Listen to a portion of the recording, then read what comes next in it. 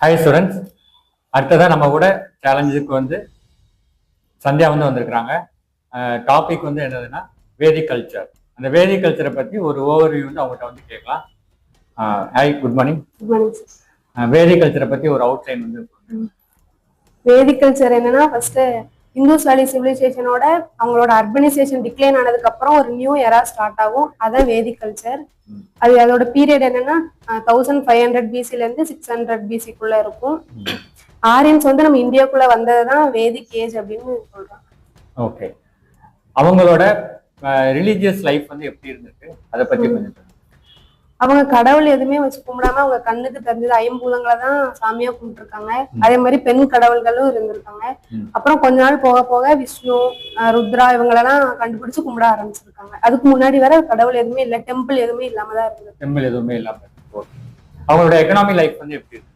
Economic life அவங்க ஆடு மாடு மேய்க்கிறதா அவங்களோட மெயின் சோர்ஸா இருந்திருக்கு. அப்புறம் அக்ரிகல்ச்சர் பண்றது.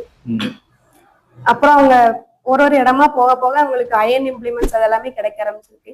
அதை வச்சு அவங்களோட லேண்ட் எல்லாமே கல்டிவேட் பண்ணி ரைஸ் அந்த மாதிரி எல்லாம் கல்டிவேட் பண்ணி அதை சேல் பண்ணி அந்த மாதிரி அவங்கள லைஃப் கொண்டு போயிருக்காங்க. ஓகே, விவசாயம் ரொம்ப முக்கியமானதா இருந்திருக்கு. இவங்க பீரியட்ல விமன் ஸ்டேட்டஸ் எப்படி இருந்திருக்கு? இயர்லி வேதிக் பீரியட்ல உமனுக்கு எல்லா ஃப்ரீடமே இருந்திருக்கு. ஒரு ஃபேமிலியில அவங்க ஒய்ஃப் தான் தலைமையா இருந்திருக்காங்க ஒரு ஃபேமிலிக்கு. அப்புறம் விடோரி மேரேஜ் அதெல்லாமே இருந்திருக்கு. சதி, சைல்டு மேரேஜ் இதெல்லாமே அவங்களுக்கு என்னன்னே தெரிஞ்சிருக்காது. லேட்டர் வேதிக் பீரியட்ல உமனுக்கு எந்த ஃப்ரீடமே இருந்திருக்காது. அவங்களுக்கு ஒரு எஜுகேஷன் எதுவுமே ஃபார்மா இருந்திருக்காது. அப்புறம் பாலிகமி சிஸ்டம் காமனாவே இருந்திருக்கு. அப்புறம் விடோரி மேரேஜ்னா இல்ல அந்த டைம்ல. இவங்களோட பொலிட்டிக்கல் லைஃப் பத்தி சொல்லுங்க. அவங்களோட லைஃப்ல யூனிட்டி ஆஃப் குவாலிட்டின்னு சொல்லிட்டு அதோட குலா அப்படிங்கிறவங்களதான் யூனிட்டி ஆஃப் குவாலிட்டி அப்படின்னு சொல்றாங்க. அதோட ஹெட் குலபதி அப்படின்னு சொல்றாங்க. அப்புறம் செவரல் ஃபேமிலிஸ் எல்லாத்தையும் சேர்ந்தது கிராமணி அப்படின்னு சொல்றாங்க, மீன்ஸ் வில்லேஜ்.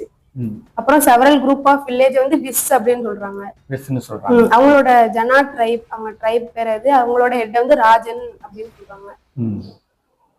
இவங்க கிட்ட எதுவும் டாக்ஸ் சிஸ்டம் இருந்துச்சு, அதை பத்தி.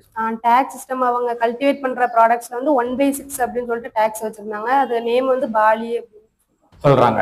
ஓகே, இந்த சமயத்துல சமகாலத்துல தமிழ்நாடுல இந்தியா மற்ற இடத்துல எப்படி இருந்துட்டு சொல்லுங்க. சவுத் இந்தியால மெகாலித்திக் கல்ச்சர் அப்படின்னு சொல்றாங்க. அது அயன் ஏஜ் அப்படின்னு சொல்றாங்க. எங்கெல்லாம் ஆர்கியாலஜிக் சைட்ஸ் எங்கெல்லாம்னா தூத்துக்குடி டிஸ்ட்ரிக்ட்ல ஆதிச்சநல்லூர், அப்புறம் சிவகங்கை டிஸ்ட்ரிக்ட்ல கீழடி, ஈரோடு டிஸ்ட்ரிக்ட்ல கொடுமணல், வேலூர் டிஸ்ட்ரிக்ட்ல பையம்பள்ளி, இந்த டிஸ்ட்ரிக்ட்ல தான் என்னெல்லாம் கிடைச்சிருக்கு அப்படின்னு சொல்லிட்டு சொல்லியிருந்தாங்க. என்னெல்லாம்னா ஏர்ன்ஸ், அப்புறம் பாட்ரி, நிறைய மண்பானை அதெல்லாம் கிடைச்சிருக்கு. அதுலயே பிளாக் வேர், ரெட் வேர் அந்த மாதிரி 2 விதமா கிடைச்சிருக்கு. அப்புறம் நிறைய கோல்டு ஆர்னமெண்ட்ஸ் அந்த மாதிரி கிடைச்சிருக்கு. ஓகே, சேலஞ்சில் பார்ட்டிசிபேட் பண்ணதுக்கு வெரி குட். Okay, thank you.